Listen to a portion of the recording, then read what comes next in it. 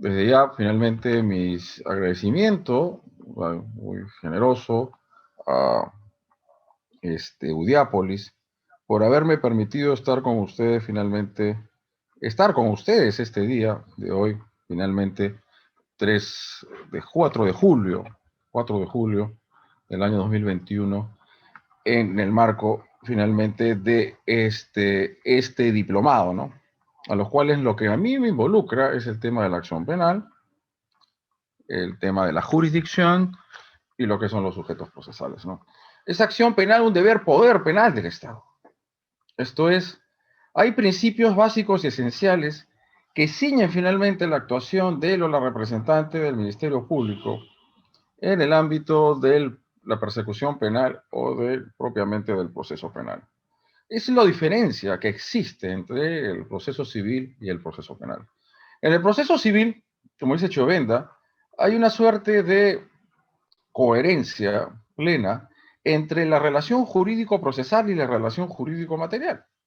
Esto es en los derechos, el demandante, demandado, el que está solicitando finalmente una acción reivindicativa, pues, su capio, prescripción adquisitiva de dominio, tema de un reconocimiento está patrimonial, de una demanda de alimentos, etcétera. Hay una suerte de, finalmente, vinculación, hay una coherencia entre la relación jurídico-material, porque la relación jurídico-material se impone que el derecho de acción se atribuye a través de, finalmente, derechos subjetivos que le confieren y que se conceden a través del ordenamiento jurídico y que se reconocen, obviamente, se estatuyen en el Código Civil. Sin embargo, esta situación, a menos que haya finalmente una demanda por poderante, a través de poder o representante, ¿no? Sin embargo, en el proceso penal la situación es distinta. ¿A qué me refiero con ello? Que en el proceso penal estamos ante una suerte de procedimiento, de instancia, que toma lugar a través de circunstancias distintas. Esto es el principio de oficialidad, legalidad y obligatoriedad en el ejercicio de la acción penal. Él o la representante del Ministerio Público están obligados, esto es, por la ley, el principio de legalidad del nulo un crimen nulo puede nacer en ley previa, no solamente hemos de observarlo dentro de un ámbito de sustantividad, sino de un ámbito procedimental o procesal, de lo que implica finalmente que la ley exige cierta actuación a los órganos de persecución penal. Y como señalamos el domingo pasado, y que de cierta manera afinamos el día de hoy en cuanto a los roles de los sujetos procesales y cuáles son esas diversas instancias o estas diversas finalmente procedencias de lo que significa el modelo acusatorio, implica entonces adentrarnos ante una posición o ante rasgos adversariales o ante también una posición oficialista del Estado. Y esa posición oficialista del Estado tiene que ver con propiamente el jus puniendi estatal y el derecho procesal penal. Tanto el derecho penal como el derecho procesal penal práctico, como lo dicen los alemanes, implica una actuación que recae finalmente un deber sobre determinadas autoridades públicas, ¿no? Considero y creo que nosotros habíamos señalado la semana pasada que el modelo acusatorio se entiende, se explica su dinámica, actuación y todo ello a través de las nuevas funciones que ejerce el Ministerio Público y va consolidando esa función finalmente acusadora, persecutora, la titularidad del ejercicio de la acción penal con lo que respecta propiamente a la conducción de la investigación, ¿no? Y decíamos que el proceso civil se traslada perfectamente la relación jurídico-material a la relación jurídico-procesal.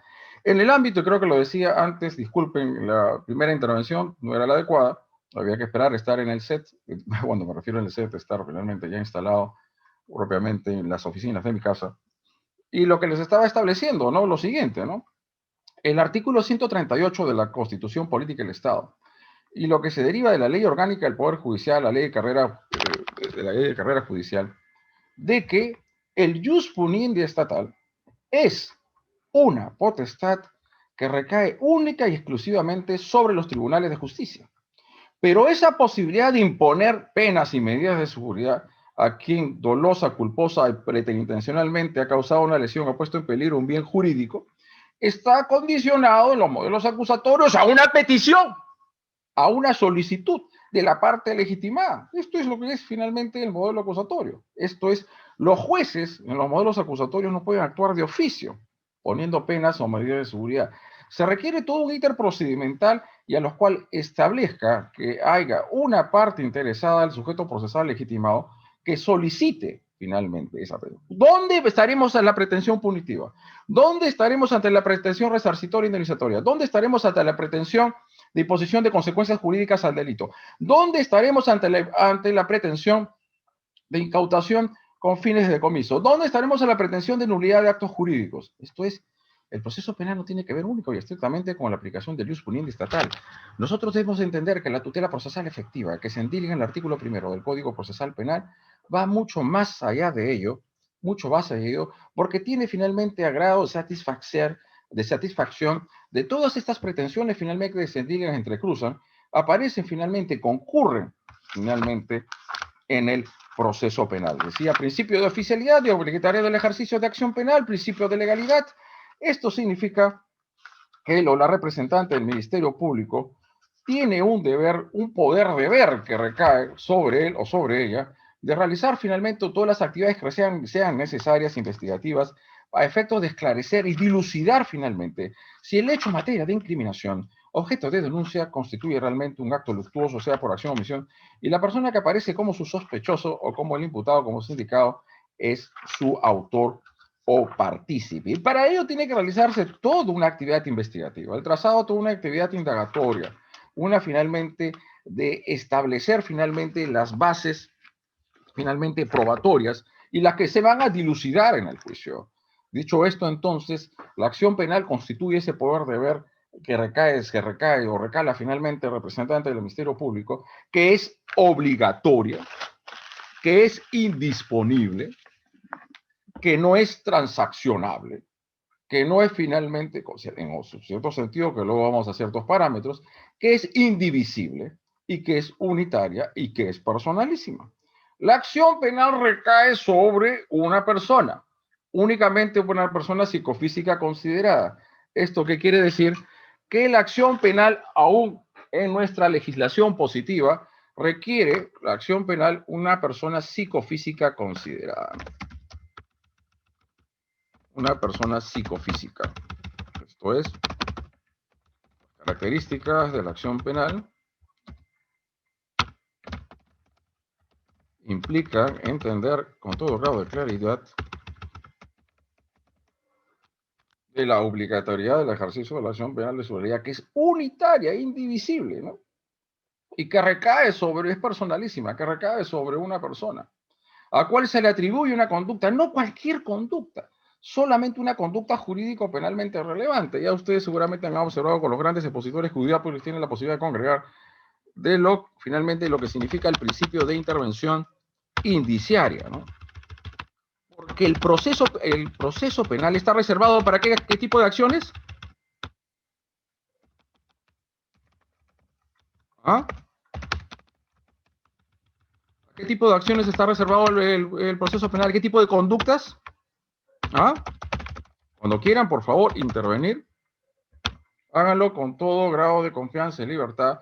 Estamos para establecer las bases de discusión y debate sobre las diversas temáticas que nos involucran. Las conductas jurídico-penalmente relevantes. Penalmente relevantes. Y me dice por ahí Bojorquez Ángela, relevantes. Solamente tiene que ver con la tipicidad o también con la antijuricidad. La acción penal, y le voy a trazar las bases, algo muy interesante para que ustedes realicen el desarrollo. La acción penal puede ser atacada,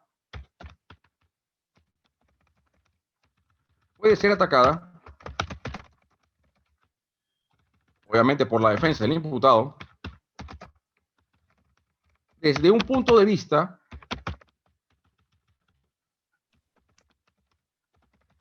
formal y material.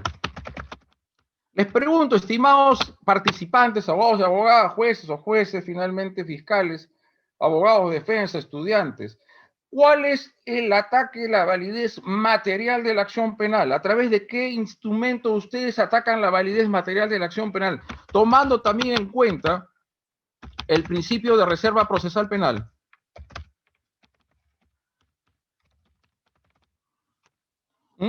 ¿Cuál es el instrumento por el cual ustedes se dirigen a atacar la validez material de la acción penal? ¿Ah? Y cuando decíamos no solamente la tipicidad, sino también la antijuricidad, una acción o omisión típica y antijurídica. Y hay condiciones objetivas de impunibilidad, causas opresoras legales de impunibilidad con las excusas absolutorias, y lo que significa finalmente los estados de inexigibilidad como el miedo insuperable y el estado, disculpen, y el estado de necesidad disculpante. ¿A través de qué medio es que ustedes atacan la validez material de la acción penal? A ver, ¿quién me dice?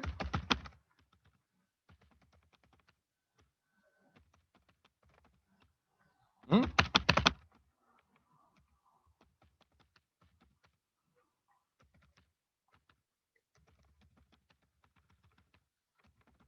A ver. ¿A través de qué medio ataca usted la validez material de la acción penal? ¿A través de qué medio? ¿Y a través de qué medio ataca usted la validez formal de la acción penal? La acción penal se traduce en esta finalmente postulación que tiene él o la representante del Ministerio Público con respecto a una conducta que se le atribuye finalmente haber cometido a una persona, que en este caso ya imputado o imputado, a título de autor finalmente o de partícipe, a título de autor o de partícipe, ¿no? Entonces ese hecho tiene que ser jurídico penalmente relevante. No solamente tiene que ver con la tipicidad, sino también con la antijuricidad. ¿Cuáles entonces son los medios, los instrumentos que cuentan finalmente la defensa para poder finalmente cuestionar la validez finalmente de la acción penal? La validez material. ¿Ah? ¿Cuál es? A través de la excepción de...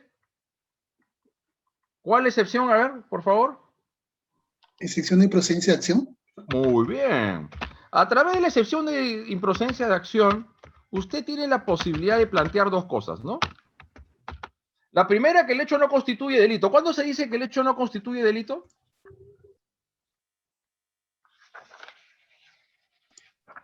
Cuando es atípica. Ajá. ¿Cuándo más? Cuando el hecho no aparece, no está previsto como tal en la ley penal. Porque se habla de la tipicidad absoluta y la tipicidad finalmente relativa, la tipicidad relativa. ¿Cuándo se refiere a tipicidad absoluta?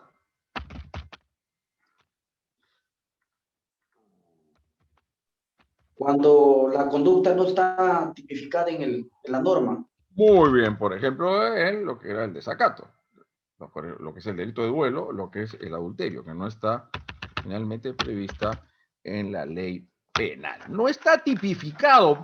¿Cómo se llama ese mandato esencial? ¿Cómo se llama finalmente la Biblia del derecho penal? ¿Mm? Código El penal. uno crimen,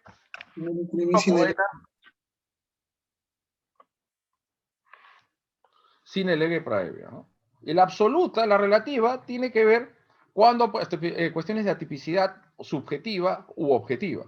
Sea porque hay pura responsabilidad objetiva, finalmente en visto, son dos carros chocan, ¿no? Esa responsabilidad objetiva por el resultado, ¿no? Obviamente eso se determina a través de imputación objetiva. Está usted saliendo de su vehículo y ¡pum!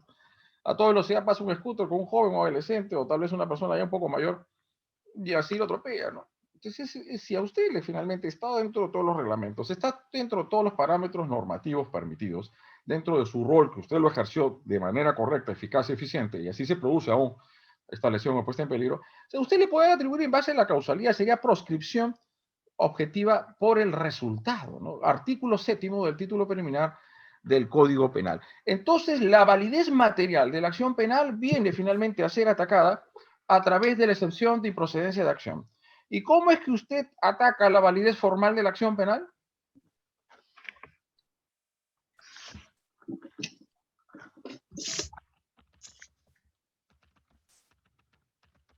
¿Cómo es que ataca usted la validez formal? ¿Cuál es?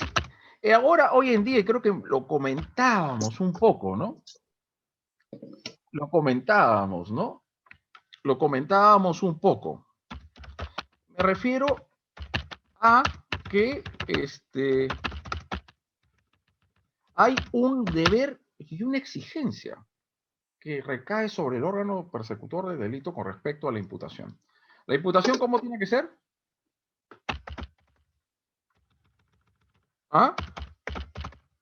¿Cómo tiene que ser la imputación? Clara, precisa y concreta. Entonces la pregunta viene a ser la siguiente. Cuando usted, ¿a través de qué ataque, o mejor dicho, cuestionamiento, el formal o el material puede significar el cese de la persecución penal? Material, doctor. Ajá. Cuando usted ataca la validez formal,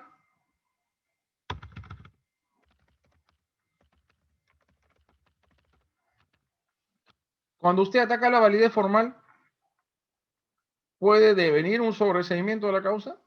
Hay una casación, ¿ah? 830-2015, finalmente, creo que de Junín, en donde a veces yo no entiendo, a veces los operadores jurídicos, espero que por, a veces desconocimiento, por error, a través de un sostenimiento, a través de la alegación de la defensa, de que los hechos no estaban correctamente descritos, estaba una suerte de entrecruzamiento entre peculado y colusión ilegal, y le declararon fundada, o sea, su excepción de improcedencia de acción fue sostenida, argumentada y desarrollada sobre la base, ¿sobre qué base? Sobre la base de la excepción finalmente de la imputación necesaria, sobre la base de la imputación necesaria, ¿no? Entonces, a partir del principio de imputación necesaria, ¿qué puede hacer usted?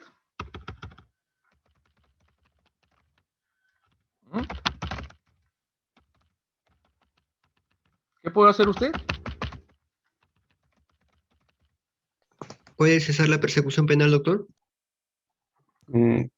¿Puede cesar la persecución penal a través de la validez formal de la acción penal? ¿Se puede? Formal no, doctor. Formal, no. ¿Puede jalarse, puede incidir en la nulidad? ¿Se puede finalmente generar la nulidad de una disposición, un requerimiento fiscal? Doctor, respecto al principio de imputación necesaria, observado en cuestión de formalidad, lo que se hace es la devolución de la acusación, del requerimiento de acusación, para que el fiscal corrija, ¿no? O precise de manera concreta la imputación. ¿Es eso correcto? Exacto. ¿Y si no lo hace? Si no lo hace, a ver, ¿cuál es el estación procesal ya muy importante en la cual se desarrolla y se vincula todo el análisis de imputación necesaria? La acusación, doctor. Estamos en la etapa intermedia, ¿no? En el control de la acusación, sin defecto de decir, nosotros podemos endilgar varias posiciones, ¿no? Podemos tener varias posturas sobre una misma institución conforme a su naturaleza jurídica, y me refiero si en el ámbito de investigación preparatoria resulta factible interponer finalmente lo que se llama audiencia de tutela de derechos por falta de imputación necesaria, ¿no? ¿Ah?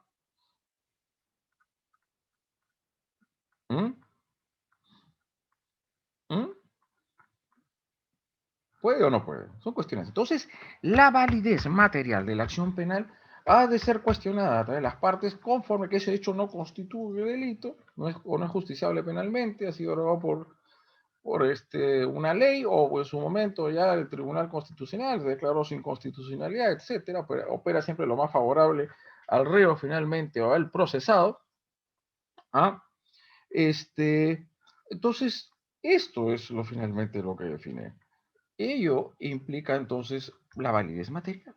La validez formal es el rigor, cómo es que tiene que cumplirse finalmente la imputación. ¿Qué entienden ustedes por la imputación? ¿Qué entiende por imputación? Es la atribución de un hecho, ¿no? Así es. Ya, la atribución de un hecho jurídico penalmente relevante es un proceso de atribución a la esfera de organización del autor, Esto es, como bien dicen, imputación objetiva. Yo no tengo por qué responder por los defectos de otro. A mí no me incumben los defectos o los comportamientos de otras personas, a menos que vengan entrelazadas y venga a un grado de conexividad delictiva, ¿no? De conexividad delictiva. De conexividad delictiva. Entonces, y tiene que ingresar a la esfera de atribución, a la esfera de organización personal. Sí. ¿Sí? ¿Alguien creo que quería decir algo?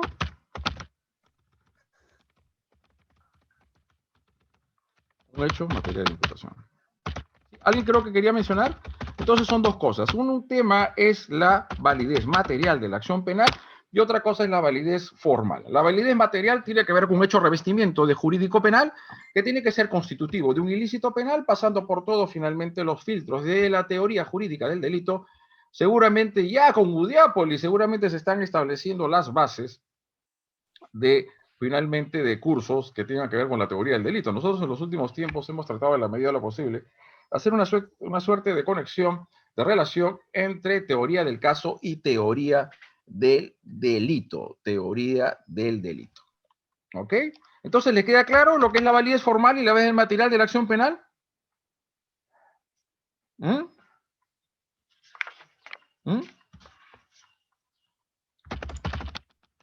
Listo, Doctor vamos. Cabrera, Dime. en cuanto al control, ¿usted se refiere material en cuanto al control sustancial? Porque en la etapa intermedia se hace 3 controles, ¿no? El control formal, sustancial y probatorio. Ajá. El probatorio propiamente, ¿hay pruebas? ¿Ya estamos con pruebas? Todavía. Ah, ¿cuál es la diferencia entre prueba y evidencia?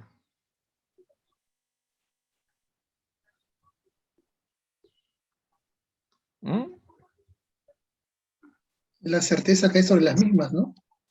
Exacto. ¿La prueba se produce a juicio, doctor? Creo que estamos en la evidencia, ¿no? Es evidencia, lo que todo lo recoge el órgano de persecución penal en la etapa de diligencias preliminares, finalmente, y en lo que refiere en la propia investigación preparatoria, ¿no? Es ello, ¿no? Bueno, marcamos finalmente los hitos esto, ¿no? Creo que quería empezar esto porque era la acción penal. Y lo que tiene que haber la diferencia entre la jurisdictio y finalmente la persecución penal. ¿Esto qué implica? Que la jurisdicción asume únicamente los jueces o las juezas de la República, ¿no? Que se encuentran investidos de ese poder de jurisdiccionalidad, de poder imponer sanciones, en este caso penas o medidas de seguridad, a las personas que son objeto de una persecución, finalmente, de una investigación por parte de él o la representante del Ministerio Público. ¿A quién le corresponde el ius puniendi estatal? ¿A quién le corresponde el ius puniendi estatal? ¿Y a quién le corresponde el ius persequendi? El ius persequendi a la fiscalía y el puniendi al... El órgano jurisdiccional está obligado a finalmente en un sistema procesal penal acusatorio a condenar al imputado para que se pueda imponer una pena. ¿Qué se requiere? ¿Y una medida de seguridad? El culpable, doctor. Una certeza probatoria, declaratoria, judicial, tanto de la materia del delito como la responsabilidad penal del autor o del partícipe, ¿no? ¿Es así o no? Se requiere finalmente un ITER, todo un procedimiento, la certeza de convicción judicial. ¿Necesariamente entonces los jueces finalmente están obligados a imponer una condena?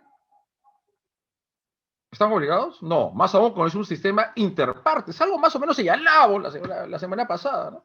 Claro que existe pues una particularidad, esa particularidad que estamos en un proceso donde las partes, no es que el Ministerio Público se represente, sino representa a la sociedad, como dicen los Estados Unidos, the people, ¿no? Represent the people, representa al pueblo, al town, ¿no? Lo representa, y a través de los principios que estamos finalmente mencionando y acotando, claro que no hay ese grado de versatilidad, el grado de inmensidad, o mejor dicho, de consensualidad que pueden tener los persecutores públicos en el ámbito del derecho anglosajón, a diferencia del finalmente derecho continental europeo, sin defecto, como señalamos, y algunos autores en nuestro país hasta por ahí han señalado de que hay una suerte de McDonaldización del derecho penal en nuestro país con el modelo acusatorio, porque todo se ha traído consigo todo lo que es el bargain, todo finalmente los acuerdos, la terminación anticipada, sobre todo la colaboración eficaz, y esa posibilidad, como decíamos, no todo finalmente no se puede, a Roma se puede llegar a través de varios caminos, a través de varios senderos, a través de varios derroteros, ¿no?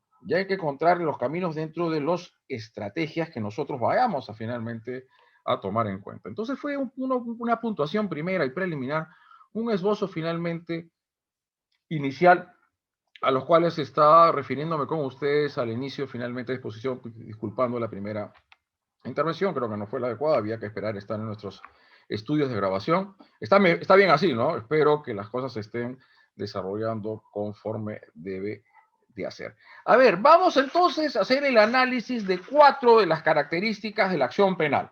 Es pública. ¿Qué significa? ¿Qué significa ser pública? Que el derecho, el ordenamiento jurídico penal tutela bienes jurídicos, la vida, el cuerpo y la salud, el honor, la familia, la libertad, la seguridad pública, la salud pública, traída más bastante ahora en el contexto del COVID-19, ¿no? Son bienes jurídicos de naturaleza pública o no. A todos les interesa finalmente la persecución de un homicidio, un feminicidio, un sicariato, una extorsión, un peculado, malversación de fondos, negociación incompatible con el cargo, colusión ilegal. ¿Hay un interés de toda la sociedad o solamente del presunto o el probable ofendido o agraviado por la acción o omisión típica y penalmente antijurídica, por el injusto penal? Es pública porque, primero, porque el derecho penal tutela bienes jurídicos de naturaleza pública, o dígase social, ¿no? Si lo queremos decir de cierta manera, ¿no? Entonces, hay finalmente un interés social en la persecución del delito. Y ese interés será mayor mientras que el delito sea más grave. Y esto define, lo que más adelante señalaremos, en lo que implica ciertos grados de disponibilidad, entre comillas, entre corchetes o entre paréntesis, que tiene él o la representante del Ministerio Público cuanto a promover ciertos acuerdos, ¿no? Con la defensa, con el imputado y su defensa, y así finalmente ir a otros caminos que no necesariamente nos tienen que llevar a un ámbito sancionador propiamente persecutor del delito, ¿no? Hay una cuestión muy importante, no sé qué les parece esta frase: si quiere el fiscal o la fiscal, el juez no la va a ver. ¿En qué me refiero con ello? Desde el inicio de los actos de investigación. ¿Mm? ¿Mm? ¿Qué significa que si quiere el fiscal o la fiscal, el juez no la ve? En el buen sentido de la palabra, no estén pensando en otras cosas. ¿Qué significa?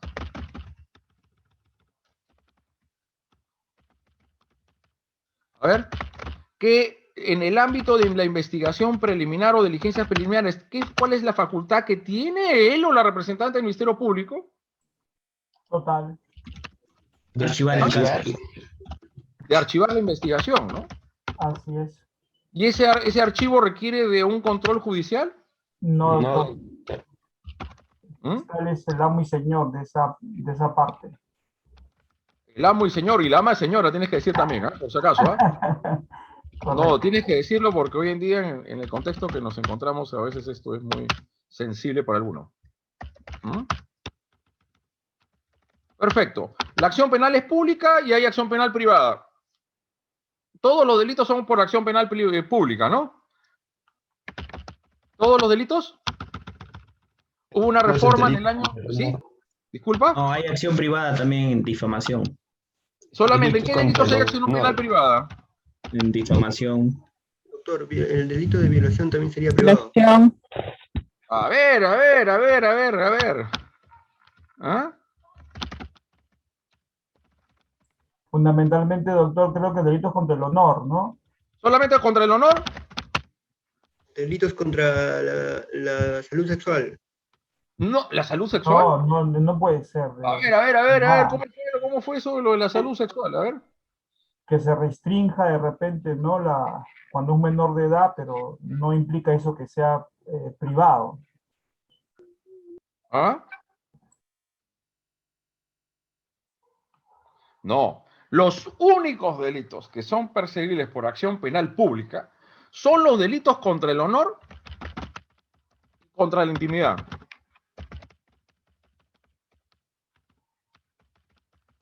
¿Cuál es el sustento? ¿Cuál es el fundamento político criminal que estos delitos sean acción penal pública y no privada? Privada y no pública, disculpen.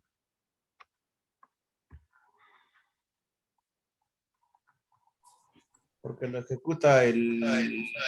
El, que Por va, su complejidad. ¿Mm? Por su complejidad. Porque se dice que es la propia persona del la ofendido. que toma acción. Porque se dice que es la única, solamente la persona del ofendido está en posibilidad de establecer, o el perjudicado, si es que lo que realmente, lo que le han señalado, lo que le han atribuido, es o no ofensivo, que te digan pues algazán finalmente, que te digan finalmente flojonazo, que te digan finalmente, no sé, mantenido, etcétera. Ya dependerá pues de cada quien de tener su estimación por su amor propio, su autoestima o su finalmente cuál es la opinión que tiene el resto de la sociedad con respecto a usted y así decir que se le ha afectado o no. Y la intimidad, la privacy, es ese recoto tan importante de la personalidad humana que tenemos que el derecho de finalmente estar fuera al alcance de otras personas. Claro que en los delitos contra la intimidad, conforme se señala, me parece, en el artículo 150 y pico de nuestro Código Penal, se señala que sí es ejercicio de acción penal pública cuando me parece que el delito es cometido por funcionarios públicos en el ejercicio de sus funciones. Artículo 158 de la parte especial del Código Penal. Los delitos perseguibles en este capítulo son perseguibles por acción privada, salvo en el caso de los delitos previstos en los artículos 154A y 155. 154A es difusión de imágenes materiales audiovisuales de audio con contenido sexual, ¿no?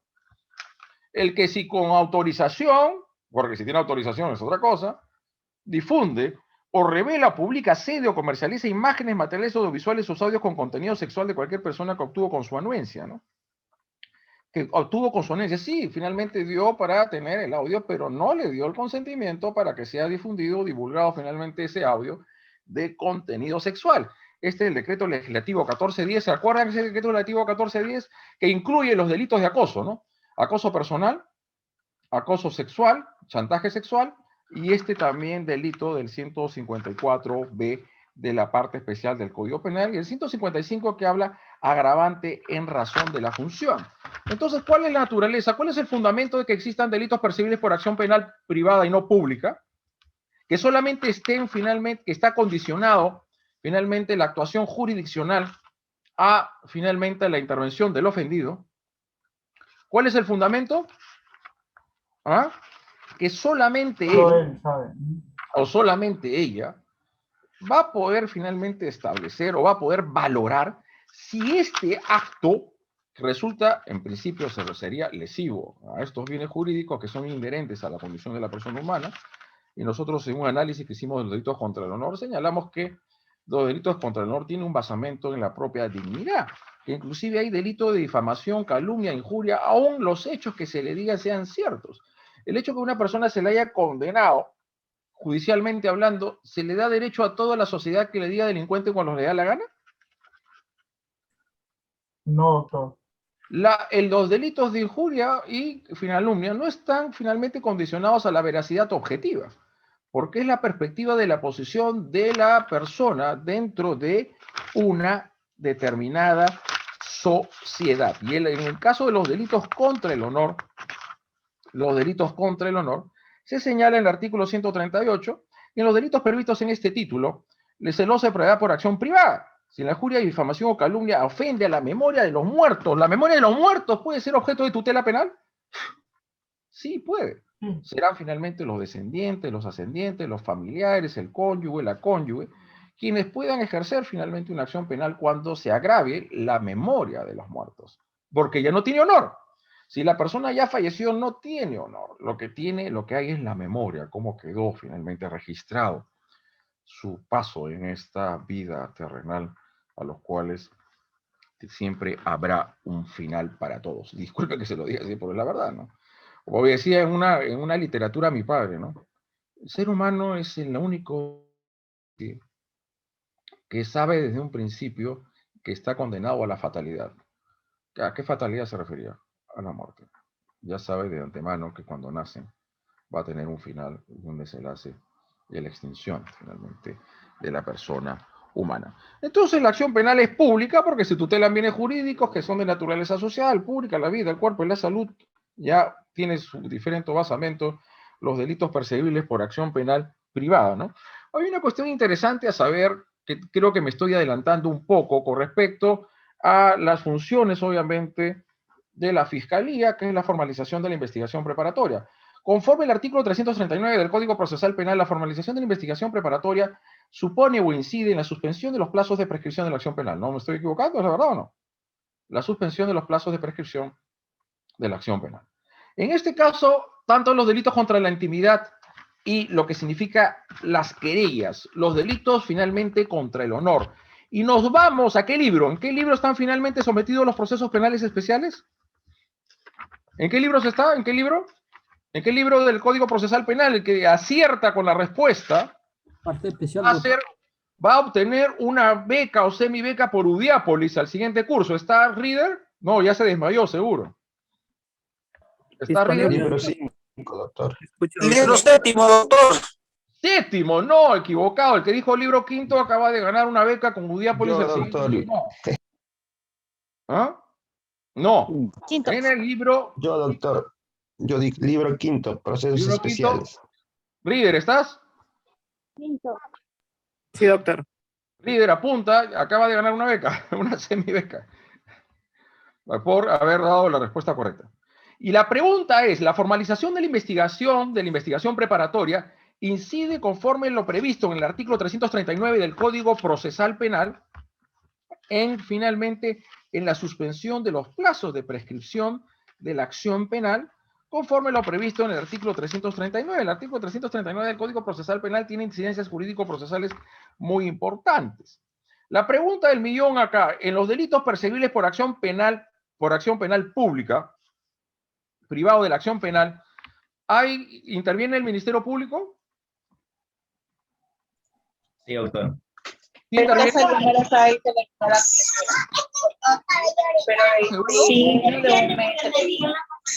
¿Interviene el Ministerio Público en las querellas? ¿O la No policía? interviene, doctor, en las querellas el Ministerio Público. No interviene. No interviene. No Delito de acción privada.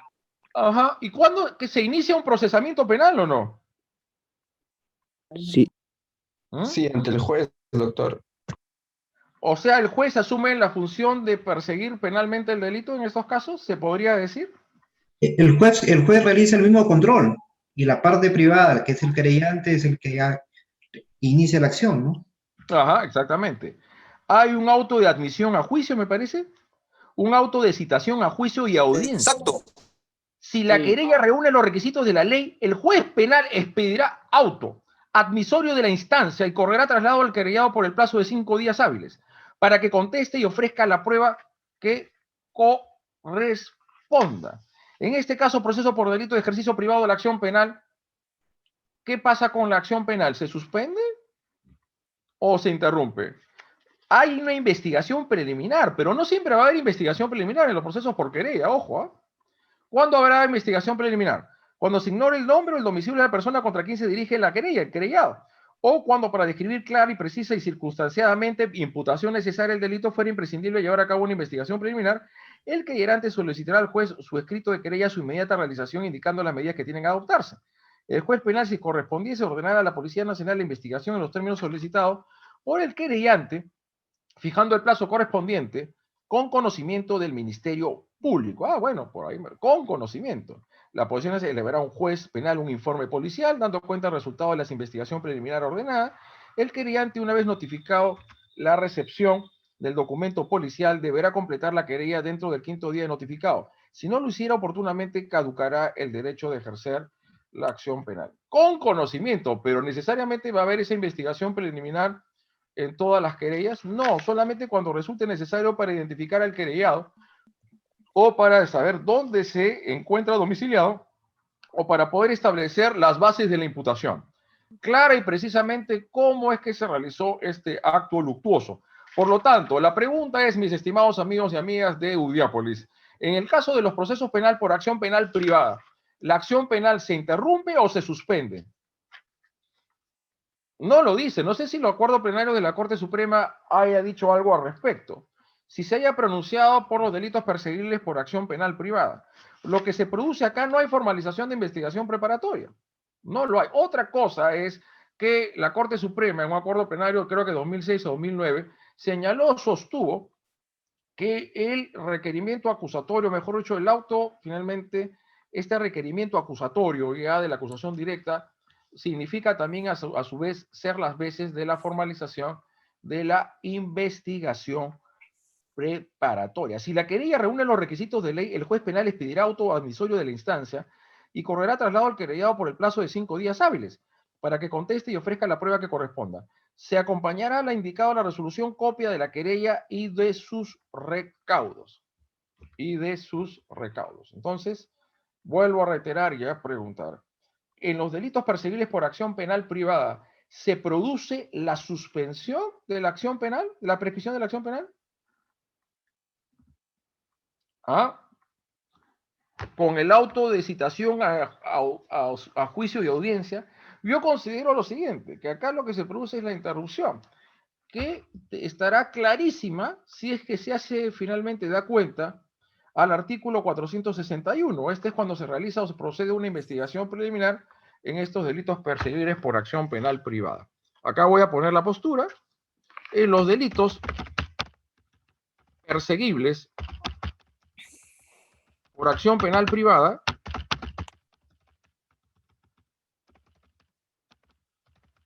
sea con investigación preliminar o sin ella,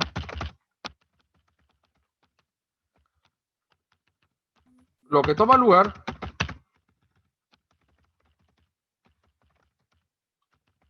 es la interrupción de los plazos de prescripción de la acción penal. Obviamente que va en contra, porque quisieran algunos aplicar analogía, ¿no? De dar finalmente cobertura y de radiación, cobertura legal a lo que esto significa, ¿no? Que vuelvo a reiterar, ve que los delitos perseguibles por acción penal privada, al no dictar el fiscal una formalización de investigación preparatoria, acá hay lo que es un auto de citación a juicio y audiencia. ¿Cuál es un código procesal penal acusatorio? Y como los coloqué acá, no sé qué les parece, cuál es su idea al respecto, ¿no? La jurisdicción es el jurisdictio. Y el jurisdicto significa esa facultad que se le otorga a los jueces, finalmente, de asumir jurisdicción, de abocarse finalmente a una determinada causa. Y se abocan a una determinada causa y así pueden finalmente tomar determinadas resoluciones. Esto es, solo a los jueces les corresponde determinar o finalmente o decretar esta institución básica y esencial que se llama la cosa juzgada. La cosa juzgada solamente puede ser producto, puede ser consecuencia o resultado de una resolución típicamente jurisdiccional. Esto es, a nuestro modo de ver las cosas, aún con la casación del 2015-2014 Cusco de la Corte Suprema, que señala que cuando los fiscales declaran no promover el ejercicio de la acción penal porque el hecho no constituye delito y pasa por el control institucional, esto es, al fiscal superior correspondiente, dice finalmente que en estas situaciones ocurre cosa juzgada. La cosa juzgada es el ministerio de la cosa juzgada, solamente puede provenir, disculpen la incorrección, de una resolución típicamente jurisdiccional, a los cuales están investidos los jueces, ¿eh? Los jueces tienen que actuar con imparcialidad y objetividad. Cuando el juez no es imparcial, ¿qué hacen ustedes al respecto? ¿Qué es lo que hacen? ¿Qué es lo que promueven ustedes? Una recusación, ¿no? Recusación. Primero tiene que inhibirse de oficio cuando ha participado, cuando tiene un grado de involucramiento, relación con una de las partes, por decoro, yo me inhibo, de motu propio. Pero cuando no lo hace por esta y otras causales, usted finalmente va a interponer una recusación. Y los fiscales también tienen que actuar con cierto grado o mínimo grado de objetividad. No sé qué punto pueden ser imparciales, pero tienen que ser objetivos o no los fiscales. Sí. Y cuando no actúan de manera objetiva, cuando no finalmente sujetan su actuación al deber de diligencia,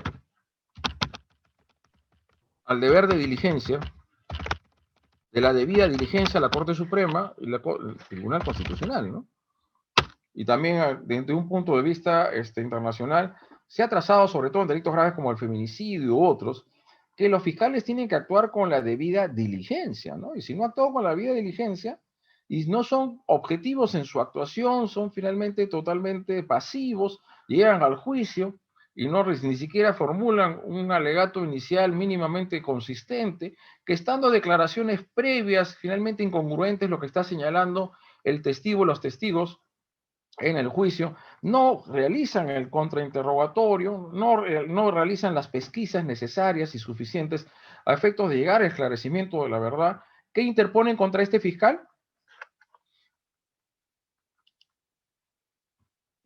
¿Cómo se llama esta institución que se dirige a resguardar y cautelar la objetividad y la legalidad de la actuación del representante del Ministerio Público? ¿Cómo se llama esa institución? ¿Ah? Porque no lo pueden recusar. ¿Legalidad, doctor? Control interno, doctor, control interno. Órgano de control No, ya, interno. pues, ustedes son bien persecutorios, bien inquisitivos, son ustedes, ¿no? Tutela de derecho.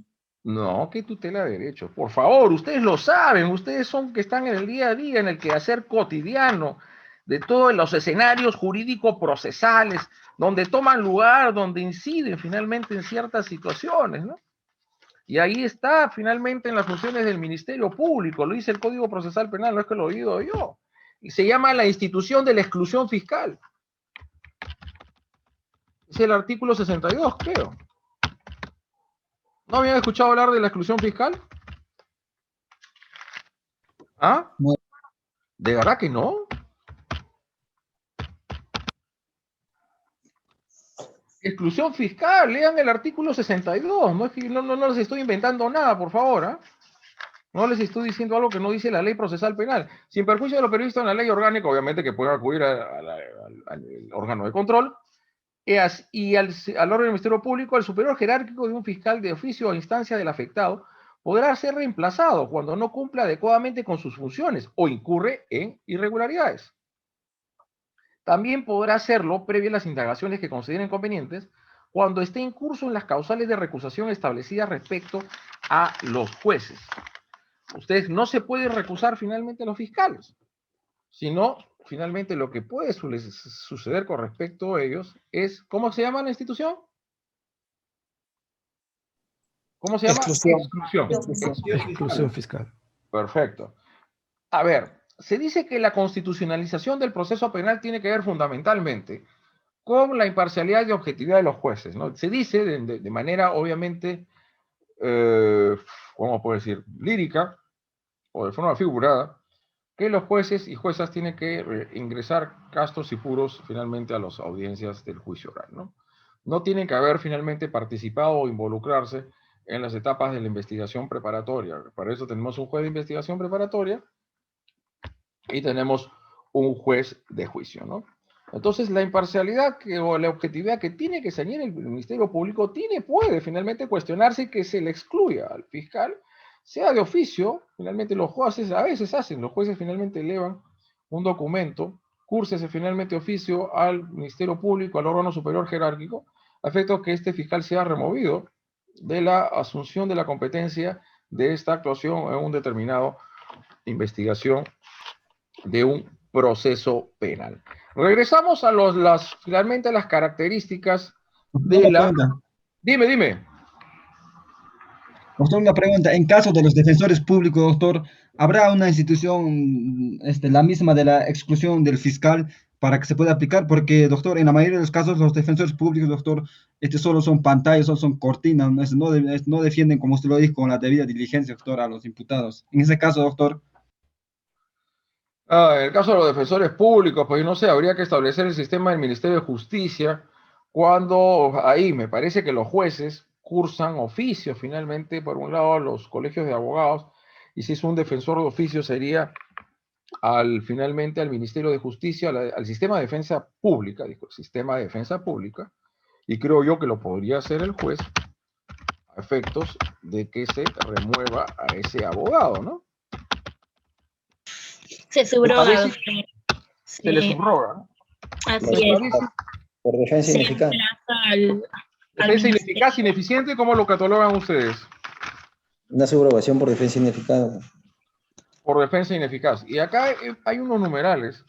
Hubo finalmente unas reformas que se produjeron finalmente con respecto al defensor público, ¿no? Las funciones son comunicadas a la presidencia de la Corte Superior y al Colegio de Abogados del Distrito Judicial respectivo. La primera se conoce la aplicación de la sanción y el segundo la ejecución formal de la sanción. La sesión disciplinaria aplicable al fiscal, no, este es con respecto al fiscal. El juez o colegiado, artículo 86, competente sanciona de conformidad con el artículo 292 de la Ley Orgánica del Poder Judicial al abogado defensor que injustificadamente no existe o una diligencia. Pero hay una subrogación, me dice, ¿no? El procesado requirió para que 24 horas designe su reemplazante. De no hacerlo, su nombre se nombra a un defensor público reprogramándose la diligencia. Así es. Primero se cursa, se pone bajo apercibimiento de subrogársele por un defensor público en la primera inasistencia del abogado particular. Y ya luego de ello, si no vuelve a asistir, se le subroga mediante una nueva resolución y se le sanciona al abogado. Así es el procedimiento. Entonces se da un proceso de subrogación. Vamos a la otra, finalmente, característica. Vamos a la otra característica. Vamos a la siguiente. Vamos a la siguiente característica. Irrevocable. ¿La acción penal es revocable? ¿Cabe el desistimiento de la acción penal?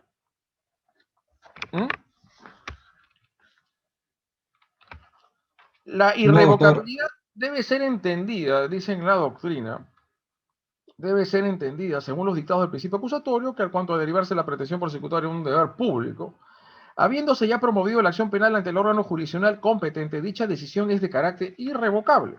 Si bien la actuación del fiscal es un interés social legítimo, ninguno es cierto que su actuación se sujeta al principio de legalidad, finalmente. Pero esa firmeza de la acción penal, la firmeza de la acción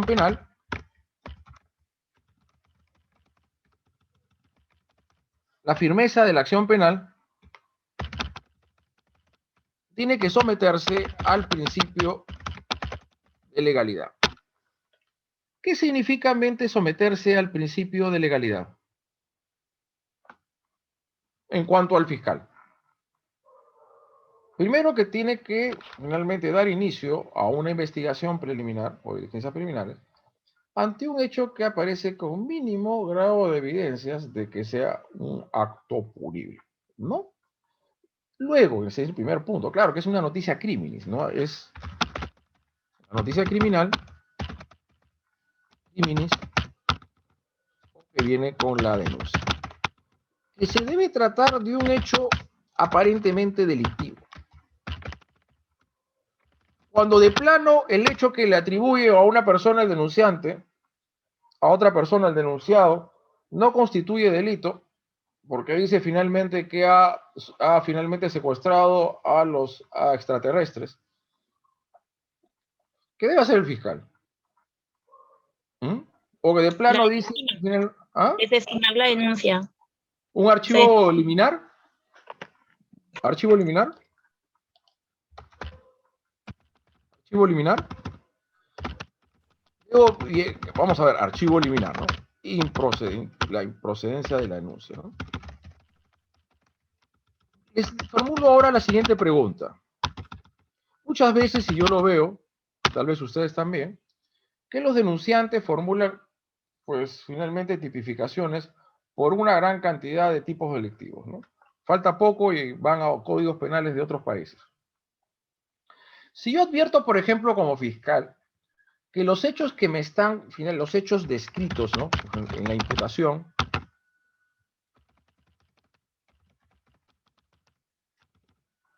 por ejemplo, dicen que es abuso de autoridad, pero en la denuncia se habla de que habría contravenido el texto expreso de la ley. ¿Qué significa esto? Que el delito que realmente tiene que subsumirse en este hecho es el de prevaricato y no el de abuso de autoridad. ¿Existe la facultad del Ministerio Público de reconducción típica? A ver, ¿quién me Sí, doctor. responde? ¿Qué significa el principio de reconducción típica de los hechos denunciados? Volver a investigar. Subsumir los hechos en otros tipos penales. ¿Ah? ¿Qué significa? Volver a investigar. ¿Volver a investigar o de plano? A ver, si usted advierte, usted fiscal, y está más que claro de que el delito que se le está incriminando no es finalmente, no corresponde a ello, a los hechos, se dice finalmente que se habría apropiado con destreza del bien mueble de la víctima. Claro, hay dos posiciones. O usted investiga conforme el delito que se le está atribuyendo, o de plano lo reconduce ya luego de haber realizado mínimos actos de investigación. Todo dependerá de las evidencias y de lo que le pone finalmente a la luz a usted el denunciante. No se olvide, estimados amigos, si nosotros revisamos finalmente el artículo correspondiente a la denuncia, dice el artículo 328, no es que lo diga yo. Toda denuncia debe contener la identidad del denunciante, una narración detallada y veraz de los hechos, y de ser posible la individualización del presunto responsable, ¿no? Una narración detallada y veraz de los hechos. Entonces habría que ver si de plano usted como fiscal lo reconduce, por ejemplo, ahí queda más que claro, se dice que ha transgredido el texto expreso de la ley es prevaricato y no puede ser delito de abuso de autoridad. Y si lo que dice es que el fiscal en su momento no promovió la acción penal, pese a que había evidencias más que suficientes. ¿Y por qué delito le está denunciando? Por el delito de omisión de actos funcionales. Entonces yo digo, yo como fiscal, ¿hago mi investigación con respecto al delito que me ha formulado el denunciante o de plano lo reconduzco a la tipificación penal que corresponde? Doctor, depende del fiscal. El fiscal puede reconducirlo también. O sea, si hay Claro que un... puede. Claro, sí puede. ¿Cuáles son los principios que le dan esa facultad al fiscal?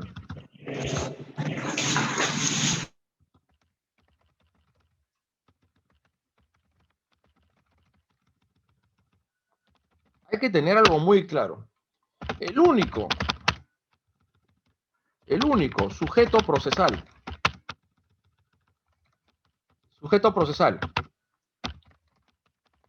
legitimado para calificar jurídicamente los hechos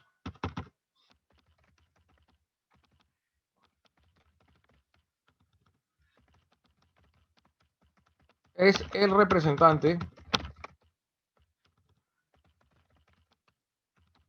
Pero ¿qué haces tú con respecto al delito, por ejemplo, de abuso de autoridad? Tú como fiscal. Si lo estás reconduciendo al prevaricato, ¿emites una disposición o no? Sí, doctor. Antes de que... Dime.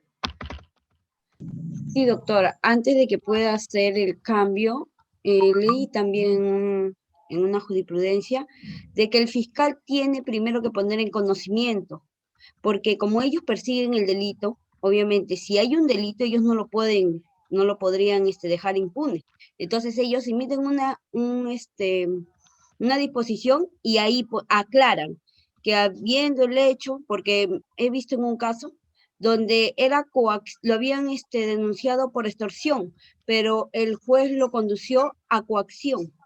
Entonces, no había sido tipificado extorsión. Entonces, con una disposición el juez, porque a pesar que lo quejó la parte, no, es coacción. Sí puede, doctor. Bueno, yo he visto que sí. Sí puede, ¿no? Pero emite una disposición, ¿no? O sea, yo emito una disposición, una decisión en la cual establezco el por qué, mis fundamentos y argumentos, por qué esa conducta que ha sido denunciada conforme determinado artículo del Código Penal no corresponde a la naturaleza de los hechos. Cuando no tengo la suficiente, finalmente, grado de, cuando dudo, pues puedo encontrar evidencia. Dice que ha sido finalmente apropiado, sustraído, arrebatado del bien mueble mediante actos de destreza, pero por ahí adviste un viso de, finalmente, de actos de violencia, ¿no? De apoderamiento. Uy, entonces esto no es hurto ni robo. Claro, usted me dirá, cuando sucede delito de esta naturaleza, por lo general, muchas veces es en flagrante delito. Disposición porque requiere motivar la reconducción típica. ¿Cuáles son los principios que le dan esa facultad al Ministerio Público? De legalidad y de oficialidad. De legalidad y oficialidad. Entonces, nuevamente, y ahora retomo lo otro. Hay que someter al principio de legalidad. Para que el fiscal formalice investigación preparatoria, ¿qué requiere? Para que el fiscal formalice investigación preparatoria, ¿qué es lo que se requiere? Identificación de los sujetos. Ya, identificación de los presuntos finalmente involucrados, identificación o mínimamente grado de individualización. Identificación de los sujetos. Se puede formalizar investigación preparatoria solamente con grado de Elementos de convicción. Elementos de convicción, doctor, también. Solamente con grado de No, solo hechos reveladores. Sí se puede, pero se puede acusar solamente con individualización o para acusar se requiere imputados identificados. El informe policial. ¿Ah?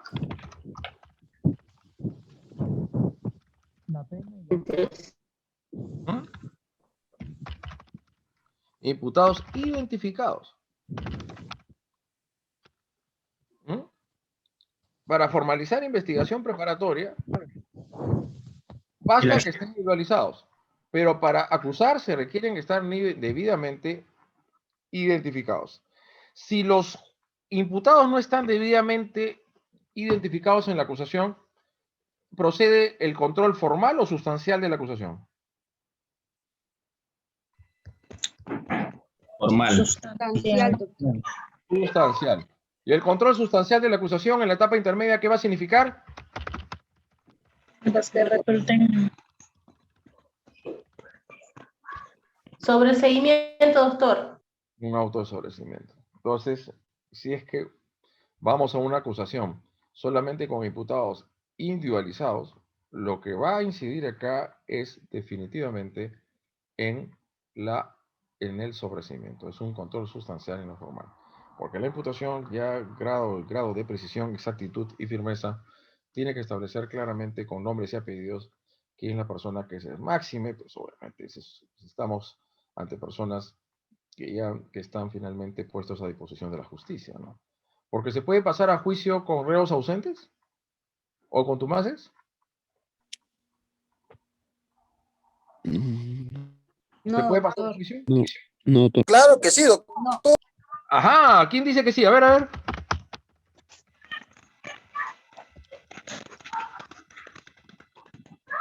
¿Quién dijo que sí?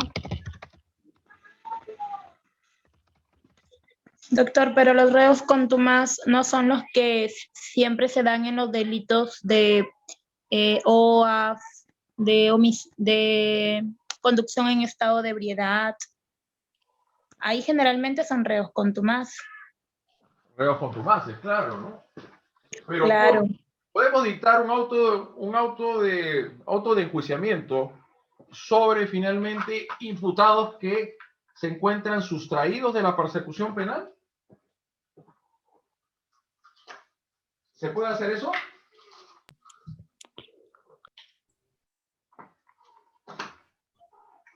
¿Ah?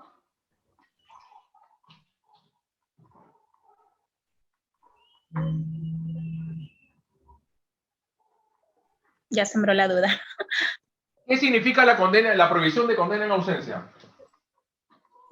Sí, doctor. ¿Qué significa la prohibición de condena en ausencia? Que para que una persona legítimamente pueda ser condenado se requiere que éste haya estado presente en todo el acto del juicio oral, ¿o no? Así es. Ya. ¿Qué pasa si no? Entonces se puede condenar a una persona que estuvo en todos los actos de juicio oral, pero al final no se presenta en la lectura de sentencia? Sí, doctor. Claro, Sí, se puede. Sí se puede, doctor. No, doctor, no se puede, se tiene que reservar. No se puede dar lectura a la sentencia condenatoria. Sí, doctor, sí se puede. A pesar de que este sí ha estado presente, pero le pasaron la voz, pues, le datearon que la pena iba a salir. Claro. Y el pata dijo, me voy un baño un ratito y se quitó, se fugó. Claro, si se llevó... Debe estar presente. ¿Ah? No, doctor. sí se puede darle lectura a la sentencia si la persona no está. Claro que se puede, pero ¿quién tiene que estar presente mínimamente? Su abogado defensor. El abogado defensor. El abogado defensor. Su abogado de la defensa. El abogado defensor. Por supuesto, si no está el abogado defensor, no se puede dar lectura a la sentencia. Se vio un caso concreto, como la estaban pasando la voz, creo, de que lo iban a condenar y la persona, no sé si era hombre o mujer, se quitó, pues se fugó. No, como se dice, hizo lo que se dice tocata y fuga. Doctor. Sí. Buenas noches. Pero en la Constitución política menciona uno sobre debe ser condenado en ausencia.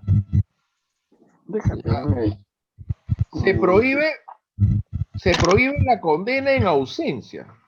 En el antiguo Código Procesal Penal, sí o sí tenía que estar el sentenciado presente al momento de la lectura de sentencia, pero en el nuevo Código Procesal Penal no es necesario la presencia en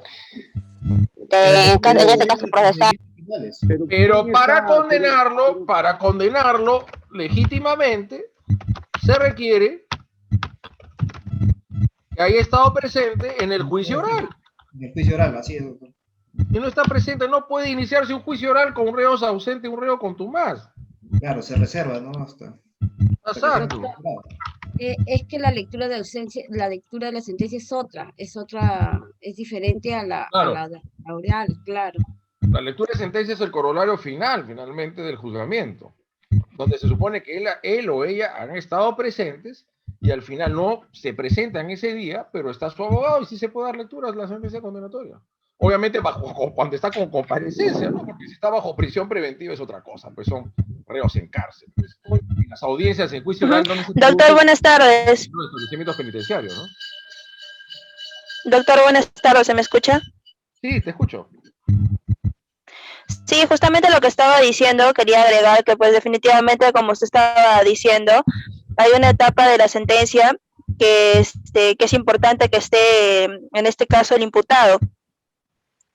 Y para la sentencia definitivamente tiene que estar el abogado, y es uno de los casos más polémicos en donde se discute lo de crimen organizado, porque muchas veces en las etapas sucede la etapa de obstrucción también a la justicia, y luego viene la etapa de la sentencia. Entonces, en uno de los casos que este crimen organizado también según el código, el Código Procesal Penal también se discute este tipo de conflictos, ¿no? De que muchas veces el imputado se puede dictar sentencia aún cuando el imputado no está presente, y en los casos de crimen organizado esto es muy frecuente. Sin embargo, si lo hacen sin la presencia de su abogado, incurren en el principio de legalidad, ¿no? Que es contrario a lo que la norma impone. Ahí habría un estado de indefensión, ¿no? Porque ahí está el abogado, va a decir, pero Interpol... Claro, un estado de indefensión, como dice usted, porque uno de los derechos pues que privilegia la Constitución, como el Código Procesal, es el principio de legalidad junto al derecho a la defensa. Exacto. Perfecto, interesante. Dije el desarrollo del debate que hemos dado cuenta en este momento. Pero yo me refiero al principio de legalidad, que incide en lo siguiente. Si el fiscal no tiene sospecha reveladora de criminalidad que vincule a los imputados, al imputado con el hecho de investigación, debe archivarlo. Si al final del desarrollo de la investigación preparatoria el fiscal no adquiere certeza y convicción fiscal con la materia del delito, sí, hubo pues obviamente acceso carnal, pero no tengo evidencias suficientes que puedan atribuir que no fue consentido. O que si bien es cierto, hubo finalmente ciertas infracciones administrativas en un proceso de contratación pública administrativa, no tengo elementos de convicción de grado de certeza y convicción fiscal, no judicial, de que haya habido un torcimiento de la administración, que haya habido un interés indebido que haya sido promovido y el que haya definido esta situación jurídica, este supuesto hecho de favorecimiento a una determinada empresa, finalmente, y más aún habiéndose o no declarado el Estado una situación de emergencia, ¿no? Esto es lo que significa someter las decisiones de la Fiscalía al ámbito del principio de legalidad. Primero, de no formalizar investigación preparatoria, de archivar.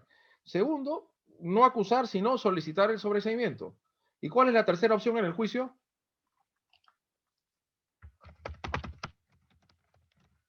¿Cuál es la tercera opción?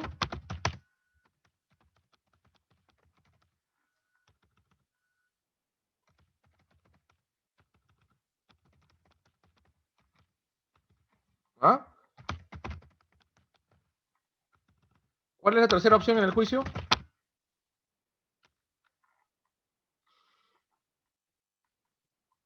Es el retiro de la acusación. Y el retiro de la acusación da lugar a una sentencia absolutoria o condenatoria. Archivo. ¿Ah? Absolutoria, doctor, absolutoria. Absolutoria, porque se archiva el caso. Absolutoria. ¿Estás segura? Archivo. No. Para que se emita. Para que se emita. Acá voy a poner una pregunta para ustedes. No impugna una sentencia absolutoria. Para que se pueda dictar una sentencia absolutoria, ¿la sentencia absolutoria de qué te absuelven? ¿De qué te absuelven en la sentencia? De los cargos. De los cargos que se le están imputando. Ajá. Los cargos. Y esos cargos ya no estarán vigentes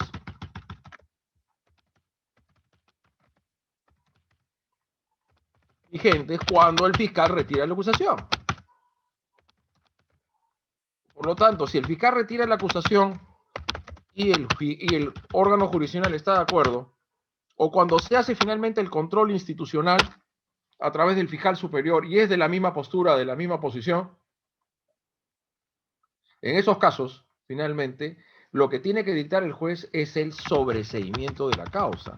Porque si yo les preguntaría a ustedes a nivel de examen, el sobreseimiento de la causa tendría que producirse o puede producirse o tomar lugar solamente en el ámbito de la investigación preparatoria o en la etapa intermedia, ¿no? ¿O me equivoco?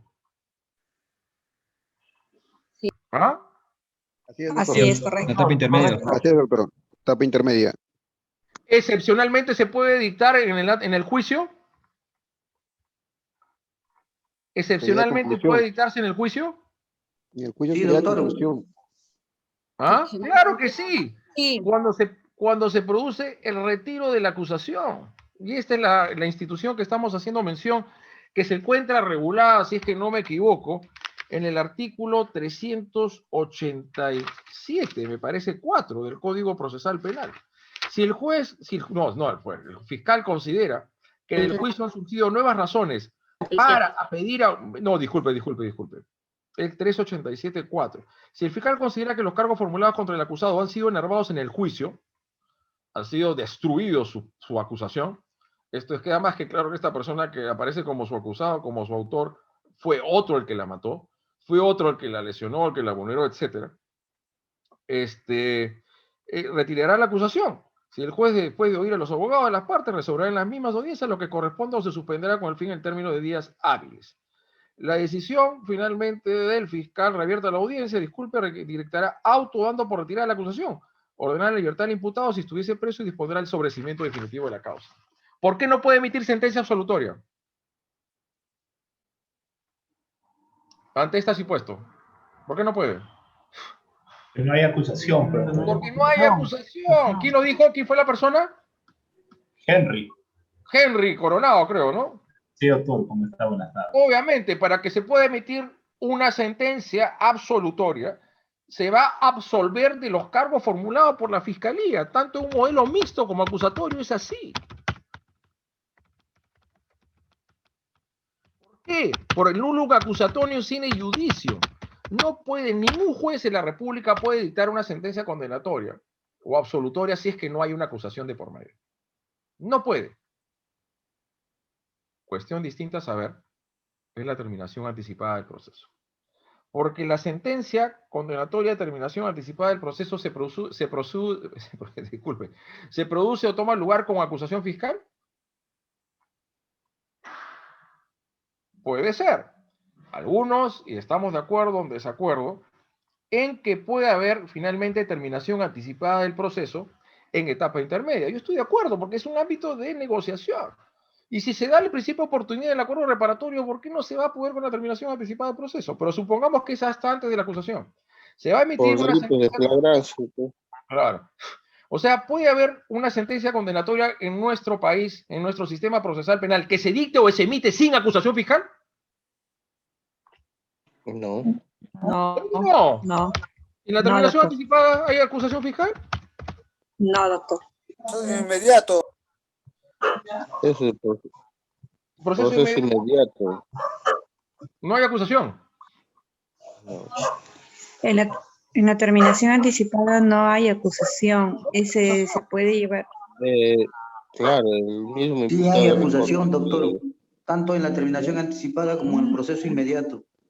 ¿Hay acusación en la terminación anticipada del proceso? ¿Seguro que Doctor, hay? no hay acusación. Incluso se puede celebrar. No hay acusación, lo que hay es aceptación del proceso por parte del imputado. No puede haber acusación, doctor. Eso Ahí en la está, etapa que intermedia. discrepan y pues. debaten ahí, Entonces, ustedes se después de discuten, ¿no? investigación No hay privada, acusación, doctor, porque si hubiera acusación Porque ya no todavía sería un... la terminación tiene que plantearse antes de que se concluya la investigación. Y antes de la conclusión no puede haber acusación, ¿o me estoy equivocando? No, no hay acusación. No hay acusación, pues. en Claro. el juicio oral también puede llegar a ese tipo de culminación anticipada. Doctor. Claro, este es un tema de terminación anticipada del proceso. Por lo general, la terminación anticipada del proceso se da y se puede dictar una sentencia condenatoria sin acusación fiscal. Esta es una situación sui generis. Esto significa alternatividad procesal. Esto significa justicia penal consensuada. Pero dentro del marco del proceso inmediato, ¿cuáles son las decisiones que toma ahí el fiscal, no? Él es el que incoa el proceso inmediato y si está de acuerdo, el juez de la investigación preparatoria dicta finalmente la resolución. Que resuelve el requerimiento de proceso inmediato debe ser pronunciado de modo finalmente que dispone la incoación. El fiscal procede a formular acusación. ¿Quién dijo que en el proceso inmediato no hay acusación? Sí hay acusación en el proceso inmediato. No confundan. A ver, ¿quién me dice quién me responde lo siguiente? ¿Quién me responde lo siguiente? ¿Cuál es la diferencia entre la fórmula de simplificación procesal con la de la justicia penal consensuada? ¿Nos está escuchando, Reader?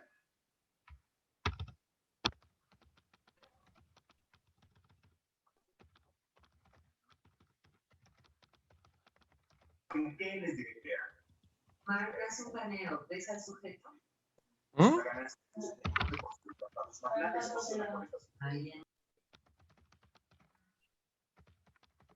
A ver, ¿cuál es la diferencia en la simplificación procesal, los mecanismos de simplificación procesal con la justicia penal consensuada? Doctor, los mecanismos de simplificación procesal se refieren, bueno, a la terminación anticipada, conclusión. El otro básicamente tiene que ver el principio de consenso, acuerdo en las partes. Ajá, exacto, el consenso que debe existir y hay un allanamiento previo, ¿no?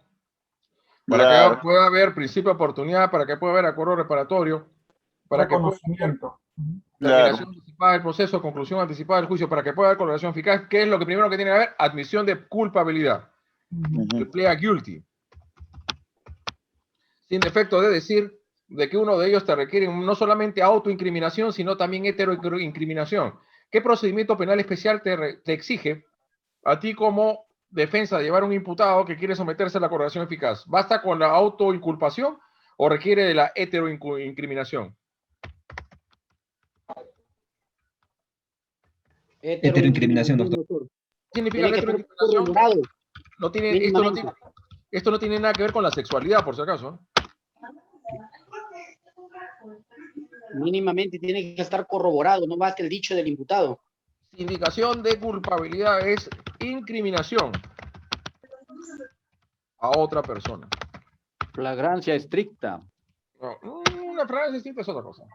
Yo me refiero al proceso de colaboración eficaz, que no basta la admisión de culpabilidad, la autoinculpación, sino también requiere la heteroinculpación o la heteroincriminación.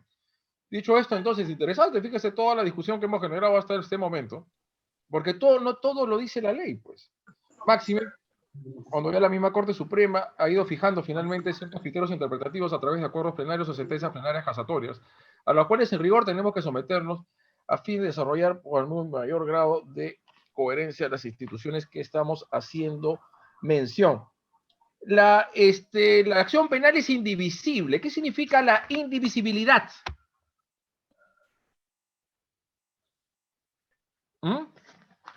¿Y cómo llevamos la indivisibilidad a la unidad procesal?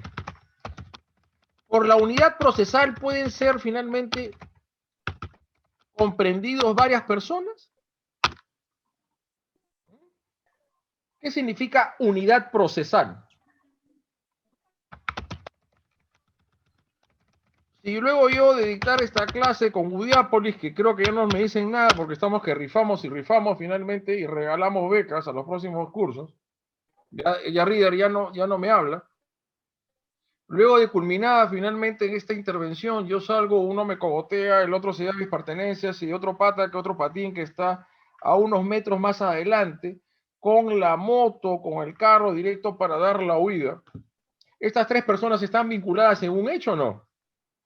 ¿Cómo se vinculan dos o más personas en un hecho? ¿Cuál es la forma de vinculación? ¿Cómo se vincula? Y participación, doctor. Lógico, pues, la vinculación es a través de autoría y participación. Primero, tal vez me estoy salteando una posibilidad. Porque en el concurso ideal o real de delitos, ¿tenemos un solo sujeto activo o no? Hay unidad de sujeto, en ambos o no. Sí, doctor. Sí, ¿Qué doctor. diferencia entre el concurso real con el concurso ideal de delitos? En el concurso real hay varios hechos y varios delitos. En el concurso ideal hay un solo hecho y varios delitos. Una sola acción o omisión que a su vez vulneró un mismo bien jurídico, varios bienes jurídicos, pues finalmente sobrepasó la velocidad permitida, el vehículo de transporte público y arrolló a 20, 30, 40, 50 personas y murieron varios, ¿no? Y ahí quedaron caput, ¿no? Unidad de acción. Primero, pero cambio, pluralidad de acciones o omisiones. En el 2019 o el 2020, 2019 cometió un secuestro, el 2020 una extorsión y 2021 un suicidio, un asesinato. Pluralidad de acciones o omisiones. Cuando se trata de un mismo sujeto que se le atribuyen varios hechos, un mismo hecho, ¿se le tiene que someter a una misma unidad de acción o no? ¿Ah? Vamos al Código Procesal Penal, lo que significa ¿cómo se llama este nombre que tiene esta denominación? Que es una unidad procesal, ¿cómo se llama esto? Ahorita, concurso procesal de delitos. En el caso de concurso de delitos sujetos a distintos trámites procesales, el procedimiento se dirá de acuerdo con el corresponde al delito con pena más grave. Sujetos a distintos trámites procesales. ¿Cuáles podrán tener trámites procesales distintos? ¿Ah? ¿Cuáles tendrá? Los procesos por delitos de acción privada seguirán las mismas reglas, pero la acumulación solo procederá entre ellas. ¿Ah?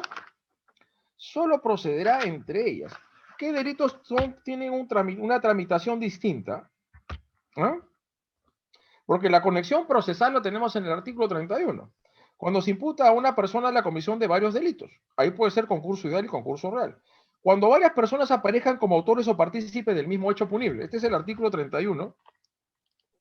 Artículo 31. El artículo 31 es competencia por conexión.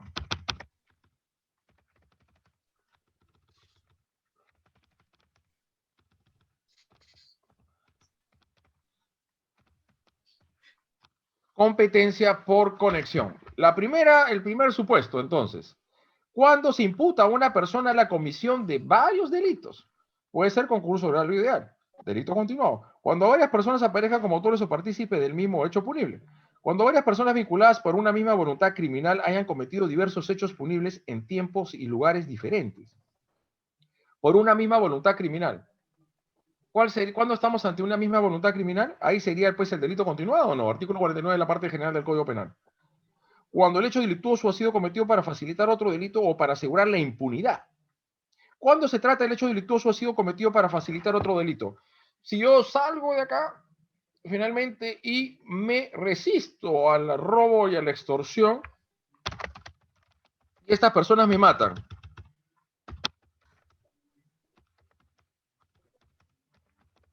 ¿Ah? Y yo soy asesinado. Y luego se lleva mis pertenencias. Cuando este sujeto, un pedófilo, ultraja sexualmente a su víctima, una niña, un adolescente, y luego de ello la mata, es para facilitar o ocultar otro delito, ¿no? O para asegurar la impunidad. Aseguro la impunidad, pues mato a la víctima, pues mato a los testigos que están ahí. ¿Qué significa la impunidad? ¿Cómo entienden ustedes la impunidad? La no investigación, persecución, juzgamiento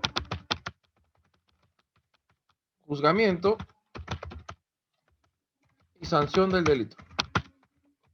Dice que se ha cometido un hecho punible y que en principio pues aparecerían evidencias y pruebas sostenibles de incriminación, ¿no? Sobre esta persona. Entonces el artículo 31 es la conexión procesal, ¿no? Cuando se imputa a una persona a la comisión de varios delitos puede ser concurso real y concurso ideal. ¿Estamos de acuerdo? ¿Estamos de acuerdo? Sí, doctor, sí. Segundo, Sí, doctor. cuando varias personas aparezcan como autores o partícipes del mismo hecho punible. A ver, ¿qué hacemos cuando se trata de procesos atribuibles a funcionarios públicos en el ejercicio de sus funciones? ¿Qué pasa finalmente cuando ingresamos a finalmente a los procesos penales especiales y finalmente tenemos de por medio, acá la competencia, tenemos los trámites, los defectos, lo tenemos acá, porque ustedes saben que están los aforados y los desaforados, no sé si quiero decir lo siguiente, lo que son las prerrogativas constitucionales, el antejuicio político, la inmunidad parlamentaria. La verdad que no sé cómo habrá quedado todo esto a través de las reformas que se han producido en los últimos tiempos. El proceso penal contra los altos funcionarios públicos por delitos que cometen en el ejercicio de sus funciones y hasta 5 años después, ¿no? Y hay ciertas reglas. ¿El de mayor cargo arrastra el resto o no en los delitos cometidos por comunes atribuidos también a congresistas o altos funcionarios públicos? ¿Ah? ¿Arrastra a todos o no? ¿Hay una unificación procesal? ¿Hay o no una unificación procesal? ¿O solamente van ahí los que tienen las prerrogativas? Hay unidad procesal. ¿Ah? Son sometidos en el mismo proceso, ¿no? ¿Quién es el que arrastra al otro? ¿Ah?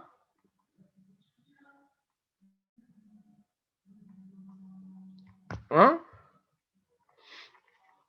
El de mayor cargo arrastra a los otros. Y así son las reglas del juego. Cuando entonces autoría y participación, ¿quiénes son los partícipes? Los que contribuyen con su acción a la realización del delito. Conforme a nuestro Código Penal, ¿cuáles son los partícipes? Son 3. ¿Quiénes son? A ver. ¿Quién es el primero?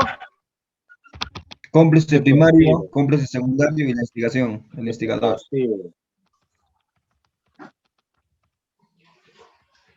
El autor, primero. Esos son los partícipes en sentido estricto. ¿Y los autores? ¿Quiénes son? El autor inmediato. Inmediato. Y autor mediato. Que tiene el dominio de la acción, ¿no? Salvo acá hay un desgraciado, me acribilla a mansalva, o una persona, una mujer desde arriba, finalmente directamente, ¿no? ¿No? Es el que tiene el dominio de la acción, el autor inmediato, ¿no? El que de propia mano ejecuta formalmente el tipo penal, mata salvajemente o se apropia de los bienes de otra persona. Cuando hay el codominio del hecho, ¿en qué instancia estamos? Coautor. ¿Ah? Coautores, ¿no? Coautores, codominio del hecho, ¿no? Que puede ser en la etapa ejecutiva o no ejecutiva. Y no ejecutiva. Luego tenemos al dominio de la voluntad. Al dominio de la voluntad, donde quien ejecuta formalmente el tipo penal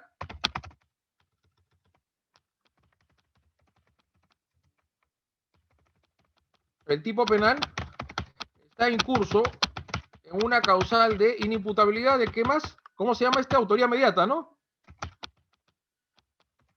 Inimputabilidad, error de tipo, error de prohibición, coacción ¿Mm? Error de tipo, error de prohibición, coacción, etcétera, ¿no?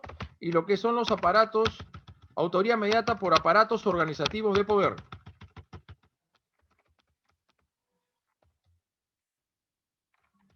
¿Me estás escuchando, Riger? ¿De Udiápolis alguien me escucha?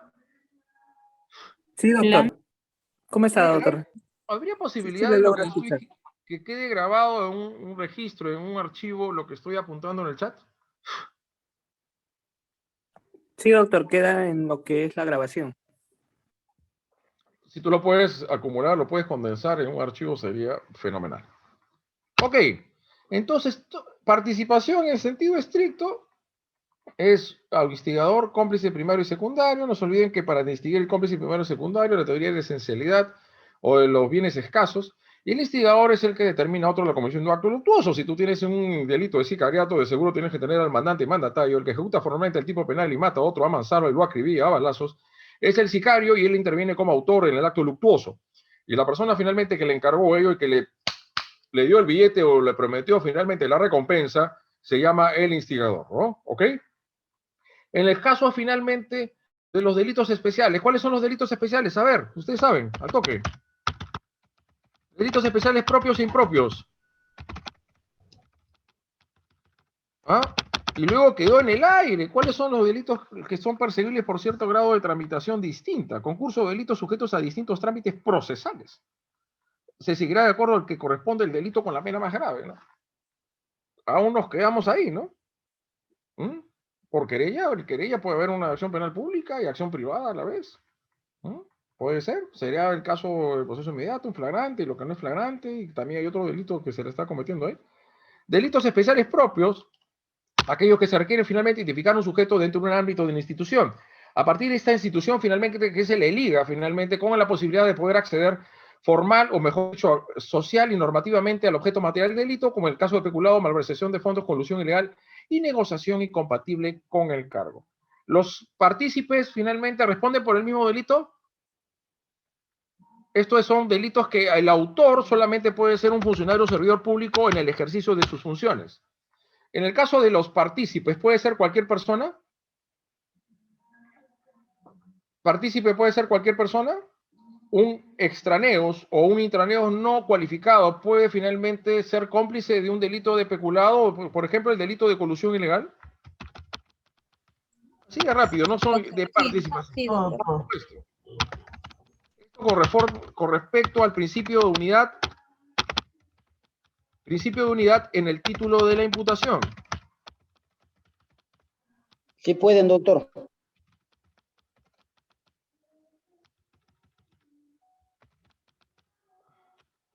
Principio de unidad en el título de la imputación, ¿no?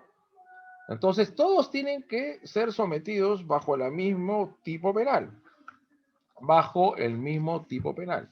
Acá, igual, la persona que le preste un arma de fuego para que éste mate a su padre, a su madre, a su hijo, está el ejecutor del delito, es un autor de parricidio, el que contribuye, el que le presta finalmente un instrumento para que éste lo realice, es un cómplice primario o secundario y tiene que responder por el mismo delito, ¿no? Cuando varias personas vinculadas por una misma voluntad criminal hayan cometido diversos hechos punibles en tiempos y lugares diferentes, ¿no? Ajá. Hayan cometido diversos hechos en tiempos y lugares. ¿Será organizaciones criminales o no? El 31.3. ¿Qué significa organización criminal? 3 o más personas que con vocación de permanencia, estabilidad, durabilidad, con división de roles o funciones, se finalmente unen o convergen voluntades criminales para cometer varios hechos punibles en diversos tiempos y espacios. Yo me pregunto, el 31.3 tiene que ver con estructuras criminales, tiene que ver con bandas criminales, tiene que ver con ello o no. ¿Ah? Sí, doctor, sí. ¿Sí? Yo lo quería llevar al tema del delito continuado, pero creo que no tiene absolutamente nada que ver. Yo el delito continuado en todo caso lo dejo en el tema del inciso primero, ¿no? Cuando se imputa a una persona la comisión de varios delitos, ¿no?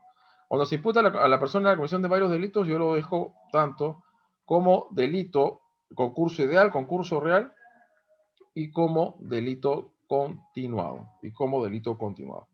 Ok, a ver, sí, una banda y también organizaciones criminales. Organizaciones criminales. La obligatoriedad entonces del ejercicio de la acción penal, disculpen, el principio de legalidad tiene que ser constitutivo de delito, así formalizar la investigación preparatoria, porque un apostulado, creo yo, que se desprende de ceñir la actuación fiscal al principio de legalidad, implica que en algunos casos no es acusación. ¿Ah? ¿Quién lo ha dibujado? ¿Cómo?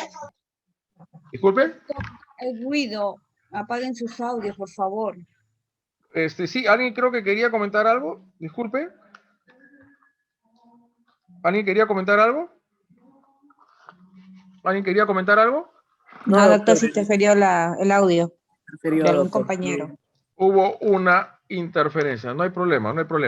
A ver, entonces, el tema del principio de legalidad significa que el fiscal tiene necesariamente que hacer alusión a ello, tiene que someter su actuación finalmente con respecto a ello y no formalizar investigación preparatoria.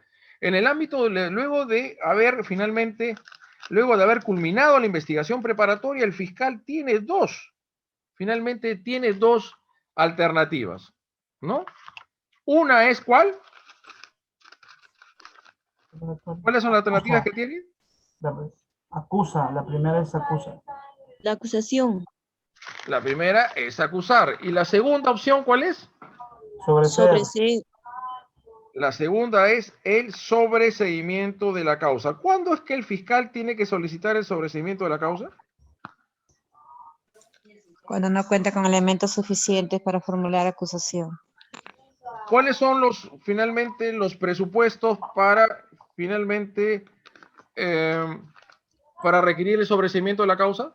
Aparte de la acción penal no constituye delito, doctor. Ajá, cuando el hecho no constituye delito. Puede ser por causa de error de tipo, causa de justificación. Cuando ha actuado bajo una causa de justificación, ¿no? Sí o no. Cuando ha actuado finalmente... Errores de tipo, causas invencibles, el popular fea, doctor. ¿El popular qué? Fuerza física irresistible, estado de inconsciencia. Estado de inconsciencia, fuerza física irresistible, el hecho es atípico. ¿Por cuestiones de imputación objetiva se puede manejar esto? ¿Ah? Sí, doctor. Claro que sí, por supuesto que sí. ¿Por cuestiones de imputación subjetiva también? Si la persona que lo que hizo fue la señora finalmente que lo adquirió y mató a su esposo que estaba a punto a ella o a matarla a ella o a su hijo,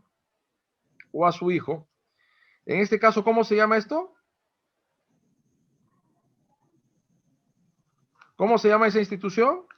Defensa propia. Legítima defensa. Y cuando los efectivos policiales finalmente ejercen la fuerza pública a efectos de controlar ciertos desmanes o a personas que estarían cometiendo ciertos actos luctuosos, y así finalmente en la defensa del orden público, en la seguridad pública, matan o lesionen a una persona. En un cumplimiento de su deber, de su oficio, doctor. Cumplimiento del deber, ¿no? Y los periodistas que a veces lanzan ciertas afirmaciones, lo hacen finalmente habiendo corroborado mínimamente de que se había finalmente producido una suerte de situación, lo hacen, ¿cómo se llama? Los periodistas actúan bajo, ¿cómo se llama esto? De ética, principio de ética. El ejercicio legítimo de un derecho. El ejercicio legítimo de un derecho, ¿no? Siempre en nuestra vida en sociedad, se dan finalmente conflictos de bienes jurídicos, ¿no? Se dan conflictos entre bienes jurídicos que tienen que finalmente ser objeto de resolución a través del principio de ponderación, ¿no? ¿Cómo haces el principio de ponderación? ¿Qué es el estado de necesidad justificante?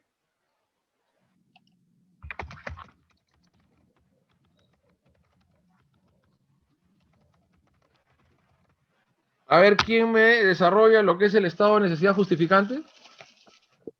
Doctor, cuando se sacrifica un bien jurídico, para guardar, el mismo tutelar nivel un para salvar bien ¿Cuál es jurídico de valor. cuál es el bien jurídico que se sacrifica? El menor, doctor. del mismo nivel. El menor valor, doctor. ¿Ah? ¿Cuál? El de menor. Menor por un mayor, doctor. ¿Se sacrifica el menos o el más importante? El menos importante, doctor. El menos importante, ¿no? Por ejemplo, ¿cuál es el más importante? Según la escala de valores contenidos en la Constitución Política del Estado. La vida, doctor. ¿Cuál es el bien jurídico más importante? Y después de la vida humana. La libertad. La libertad. Después de la vida humana, la libertad, se dice, ¿no? La libertad. Y por debajo está el patrimonio, ¿no? Si lo que hace usted finalmente es, lesionar un determinado bien jurídico, a efectos finalmente de evitar, por ejemplo, empotra su vehículo a la propiedad pública o privada, y así finalmente genera daños a la propiedad. Pero ¿qué es más importante? Pues más importante es la vida de la persona, no por más que digan que la que va a cruzar la pista es una viejita, ¿no? Es una ancianita ahí que está despacito, tratando de pasar, tratando de cruzar, y así finalmente usted se la lleva por encima, no pues. Ahí usted tiene que preferir el bien jurídico más importante. Hay lo que se llama, ya de tiempo atrás, hemos ido desarrollando la siguiente idea, el principio de jerarquización, ¿no?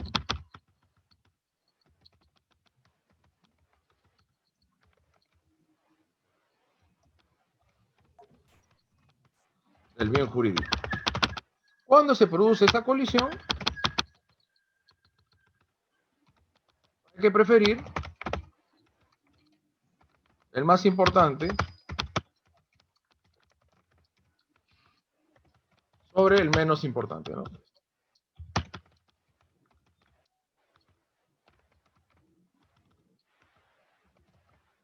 Listo. Entonces, las causales de sobreseimiento, ¿no? Propiamente las causales de sobreseimiento, les pregunto, ¿son las que se toman lugar en el control formal o el control sustancial de la acusación? Sustancial, doctor. Muy bien, control sustancial. Por eso, ¿esto qué significa? Significa en principio que se supone, ¿no? Se supone que debería ser así, de que el fiscal, cuando concurre alguna de las causales finalmente previstas en el 344.2 del Código Procesal Penal, lo que debe hacer o lo que debería de hacer es solicitar el sobreseimiento de la causa. Pero si él o ella no lo hace, obviamente quien lo va a realizar, quien va a efectuar esto, va a ser la parte o el sujeto procesal legitimado, ¿no? El sujeto procesal penal legitimado. ¿Ustedes cómo conceptualizan al principio de oportunidad del acuerdo reparatorio? ¿Es un desistimiento de la acción penal?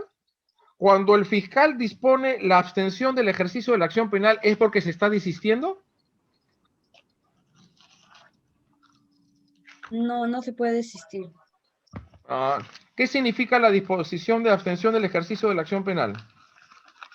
Que habiéndose reparado el daño económico resarcido, se abstiene de formular, continuar con el proceso.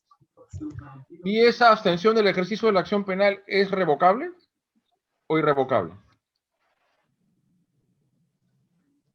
Revocable, doctor. ¿Ah? Revocable. ¿Cuándo resulta siendo revocable? En caso cuando no cumple el procesado, cuando no cumple con las reglas, doctor, de pagar la reparación o infringe en uno de sus comportamientos, pues en el cual ha cometido, por decir, una persona que haya sido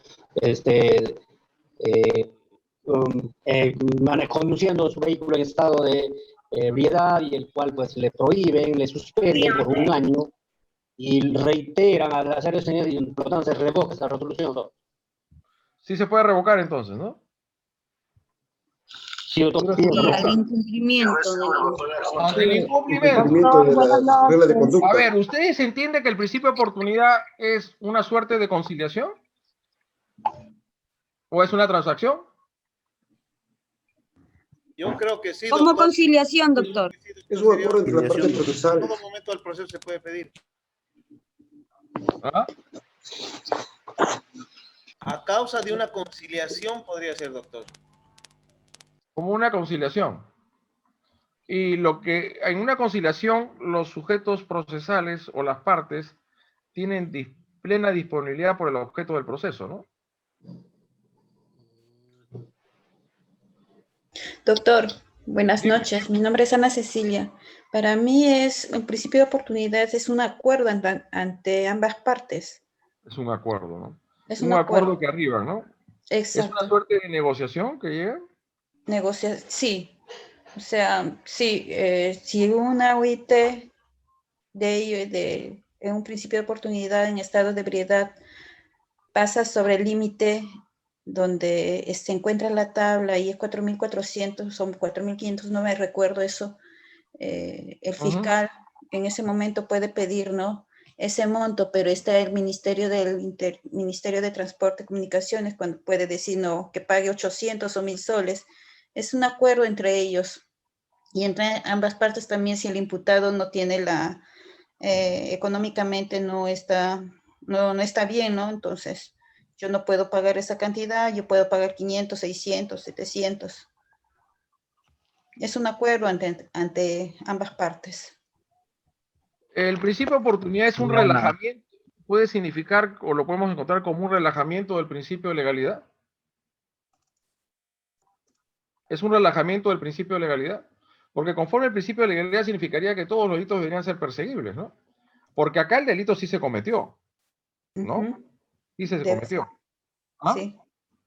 Hay una suerte entre oportunidad y legalidad. Entre oportunidad y legalidad. Entonces ahí es una suerte finalmente de oportunidad que se le da al representante o la representante del Ministerio Público. ¿Cuál es finalmente el fundamento?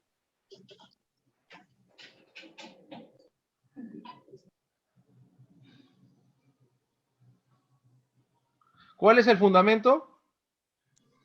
¿De acuerdo de las partes, doctor? No, la mínima lesividad. Ajá. ¿Qué significan los delitos de bagatela? Que no afectan gravemente interés los bienes público. jurídicos. Que no afectan gravemente el interés público, ¿no? Doctor, respecto al tema que mencionó la compañera, habría que precisar, ¿no? Para mí, bueno, el principio de oportunidad es una facultad discrecional del fiscal. No está obligado a hacerlo. Claro, que no está obligado a hacerlo, pero la abstención va sobre todo al tema de la acción penal, no al tema de la reparación civil. La abstención con respecto a la acción penal. Claro. No con respecto a la acción civil. Pero no la comprende, ¿acaso no la comprende la acción civil? Claro, pero en el tema de la acción civil viene justamente el tema del acuerdo consensuado con la parte agraviada. Pero puede haber... el acuerdo, el principio de oportunidad, a ver, la pregunta, ¿el principio de oportunidad puede tomar lugar inclusive con oposición de la víctima? No, es un acuerdo entre los... No, es exclusivo del Ministerio Público. No. Claro, ¿puede oponerse, la víctima puede oponerse al principio de oportunidad válidamente y frustrarla? Sí, doctor. Puede oponer. La parte agraviada. Sí, se pone. Si se opone, pues una parte no llegan a ese acuerdo al principio de oportunidad, doctor. Si la parte se opone, ahí existe normativamente la facultad de que el fiscal puede convocar a la audiencia, y en la segunda audiencia que se le convoca, si no está de acuerdo la parte agraviada, el fiscal puede fijar incluso el monto de la reparación civil. Y ese monto de la reparación civil puede ser materia de impugnación por parte de la parte agraviada. Entonces, ¿qué quiere decir? Que el actor o la parte del agraviado no puede, su oposición no puede significar la frustración del principio de oportunidad. A ver, Delimi María Díaz Fernández quiere proponer algo al respecto. A ver, por favor, escuchamos.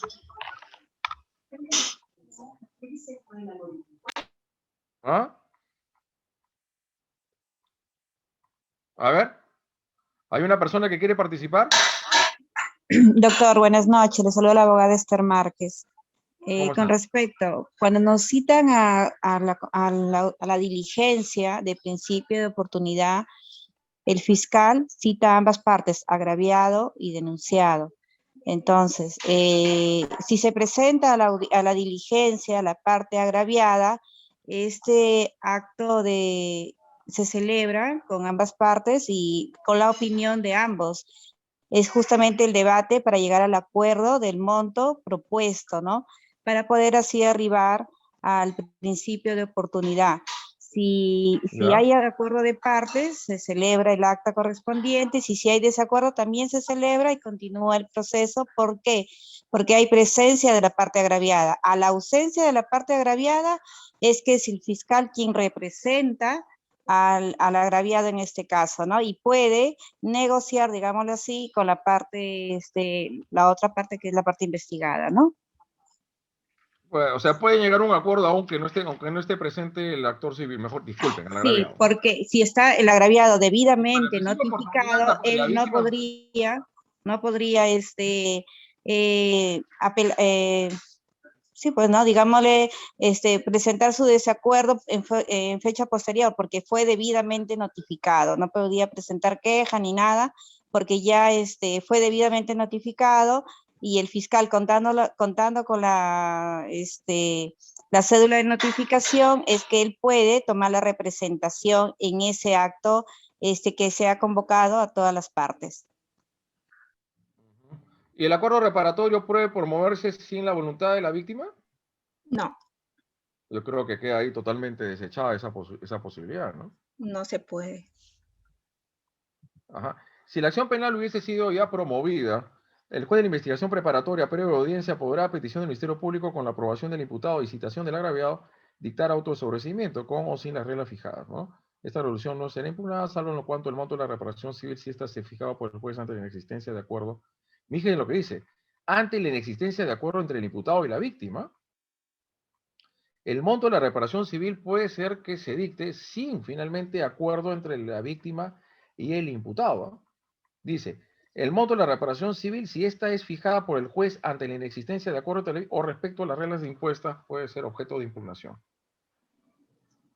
Doctor, pero yo tengo entendido que el civil plantea, ¿no? Lo que es una reparación, el monto de la reparación civil.